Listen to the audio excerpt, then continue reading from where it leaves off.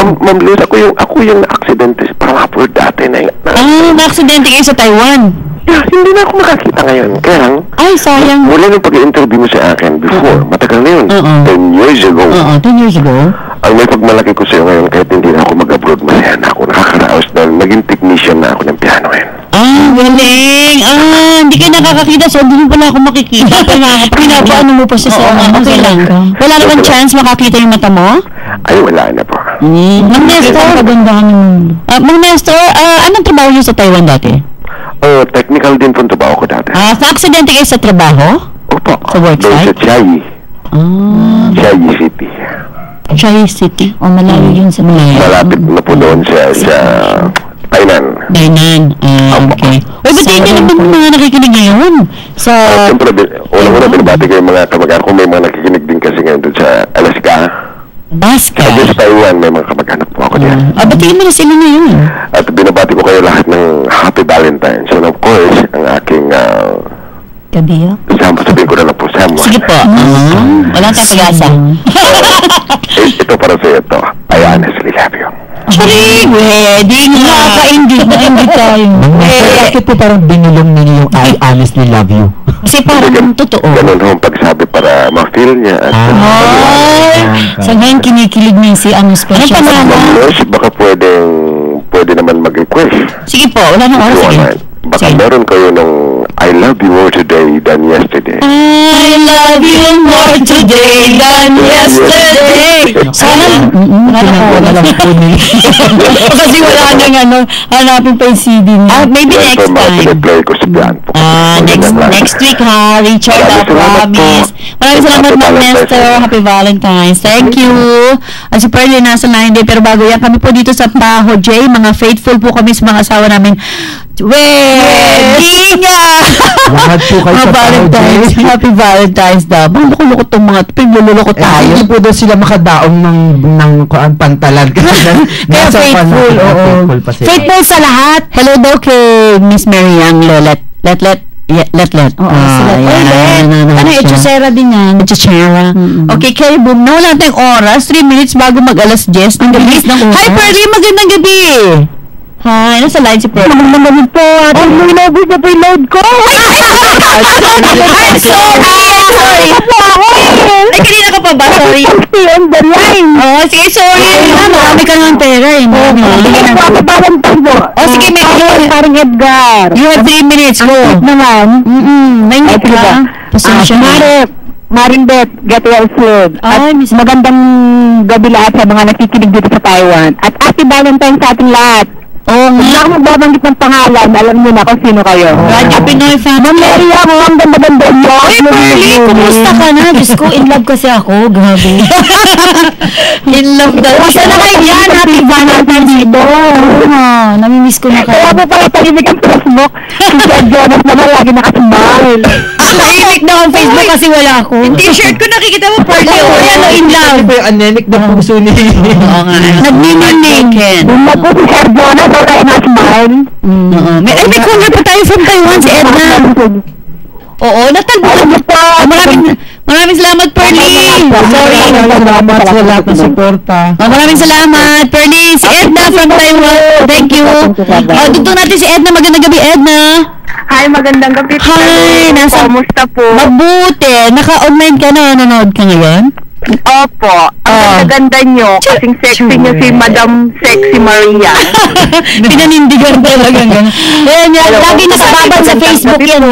Edna, kumusta yung Valentine's mo? Opo, nanonood po ako. Ang gaganda nyo. Sabi ko yung Valentine's mo, kumusta? Ano ba, in lababo ba? O ano? Loveless. Loveless? Kailan na? Pinuri-puri mong gano'n na in love ka, tapos biglang loveless, parang si ano? Parang si Luke.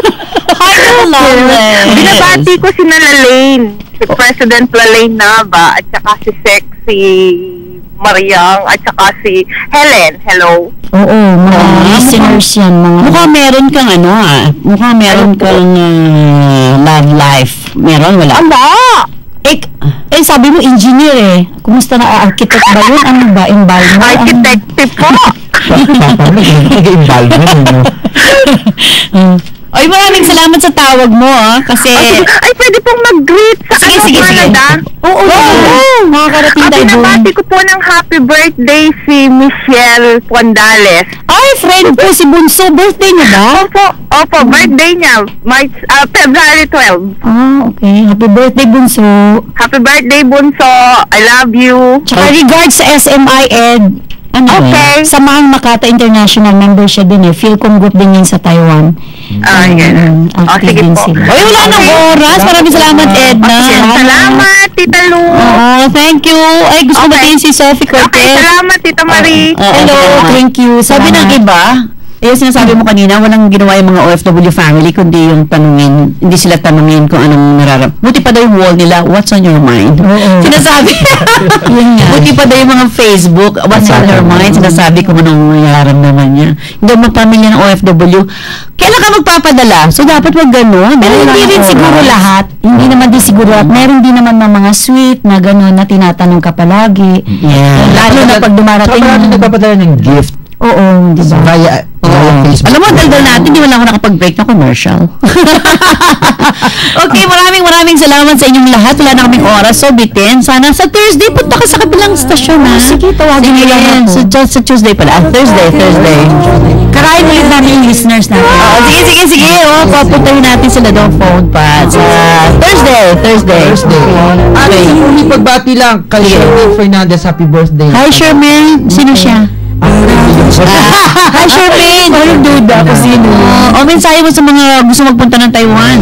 Sa mga gustong pumunta ng Taiwan, siguraduhin niyo po na yung mga job offers sa inyo totoo, tsaka sana pag-aralan lahat ng papers, yung mga kontrata niyo, tignan niyo maigi para pagdating ng panahon na meron kayong mga reklamo, meron kayong pagbabasehan din sa mga reklamo niyo. Kasi karamihan sa kanila mislo, pag tinanong mo anong problema, tas walang hawak na kontrata, tapos pag nagpunta ng Taiwan or kahit na saang bansa, sana baon yung lakas ng loob. Kasi minsan, walang lakas ng loob. Nag-abroad lang, akala ang abroad napakadali. Tapos pagdating doon, hindi kayang manindigan, hindi kayang magreklamo. So, siguro isa pinaka-importanting bagay is magbaon ka ng lakas ng loob. Yes. At handa sa mga pagbabago, sa mga pagbabagong tularan si different culture, ganon. Tapos mag-tiis, be determined, ganon. Tsaka mag-give up, mag-ipon. Huwag mag-ipon ng boyfriend. Mag-ipon ng pictures, wag gadgets. Mag-ipon ng friends, kasi pagdating ng panahon, yan yung support system nyo. So, ito ang awitin ito para sa lahat ng mga in love at yung mga asawa hindi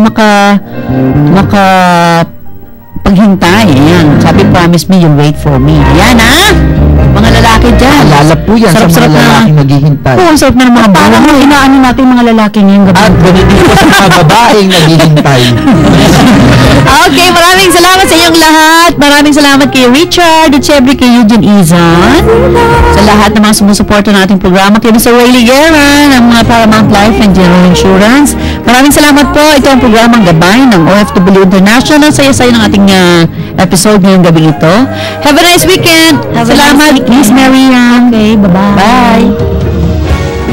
You just heard another public service program ng RMN DZXL 558 Radyo Mo Nationwide. Ang gabay ng OFW International with Tita Lu Medina. Atid sa inyo ng Paramount Life and General Insurance. Madaling kausap, abangan nyo sa Sabado 9 to 10 p.m. Gabay ng OFW International dito sa RMN DZXL 558 Radyo Mo Nationwide. At Paramount Life and General Insurance Corporation, madaling umusad ang buhay kahit may pagsubok. Anak, don't worry. May Paramount Edit plan ka. Ay, ibangga! Buti na lang. Mayroon Paramount car accident plan. Kuya, may pag-medical na tayo kay mama. Kasama mo kami maghahanda at magpaplano everyday because everyday matters. Paramount Life and General Insurance Corporation. Madaling kausap. Call Paramount Life now at 840-5585 or log on to paramount.com.ph. Si Edith Atruena, caregiver sa abroad. Napadala ko ng panggastos sa bahay at tuition ng mga kapatid ko. Ako, tulong sa bahay at ipon ko sa SSS. Pwede din ba ako dyan? Oo naman, Bukas to sa ating mga OFW. Napakadaling magpulong. Pwede sa internet o sa mga remittance centers. May SSS FlexiFund din ako. Dagdag ipon. Mag-iipon na rin ako. Buti na lang may SSS. Panatag ang loob ko sa paghahanda ng kinabukasan. Ang SSS, kabalikat natin. Piolo Pascual po. Gaya ng ating mga kabayan, naging OFW din ako. Nagsikap at nangarap gaya nila. Kaya nakikiisa ako at ang BDO Remit sa kanilang pag-asenso. Sa BDO Remit, sigurado ang remittance. May kabayan savings na tulong sa pag-iipon at kabalikat mo sa pagpuntar ng bahay at kotse. Dahil ang BDO Remit, di lang daanan ng pera, daan sa pag-asenso. BDO, we find ways. Member PBIC. Maximum insurance deposit for each depositor, 500,000 pesos.